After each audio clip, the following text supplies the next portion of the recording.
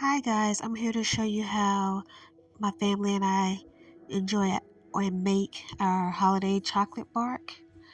So I first start off with a pan. I line it with paper towel and some plastic wrap. And this is just so I can stick it in the refrigerator and easily remove it. And these are the ingredients that we used.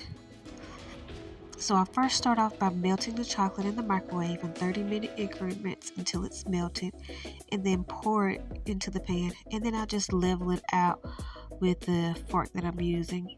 And if you are enjoying this video and previous videos, please go ahead and subscribe. So now that I have this even out, we're going to add the toppings while it's still hot, okay? Well, warm. So I'm starting off with some dry cranberries, and guys, I love cranberries in the chocolate, so I'm probably going to add more than you would like, but this is for you to basically do how you wish. And then earlier today I picked some pecans from my yard and took the shells off and chopped those up so I can add this on top as well. And there's nothing like going outside to pick your own fresh pecans. So yeah, that's one ingredient I didn't have to get at the store. And then I ordered these cashews from Amazon, and these are so delicious. So I thought this would be a good addition to the chocolate bark as well. So I've decided to use that with this particular recipe.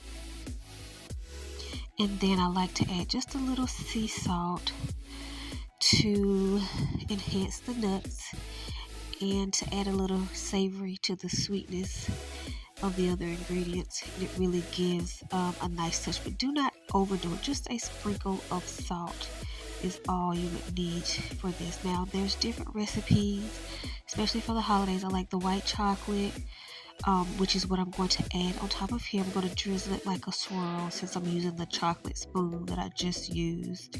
It's going to go into like a swirl effect. You don't have to be perfect with this. If you and the kids are enjoying this, just let them have fun. But try different recipes like the s'mores, using the s'mores ingredients, or peppermint white chocolate and marshmallows for like the hot cocoa effect. But these are so delicious, you will love it. And this is what it looks like when I'm done. This will go in the refrigerator for about 30 minutes before we remove the plastic wrap. And the plastic wrap should easily peel from the back. If you have little spots, that's fine. It still shouldn't take much to get it off. And then all you would do is just smash this into pieces so that you can just grab and go. Look how beautiful that is. So it's one solid piece, and this is the back. And so just break it up.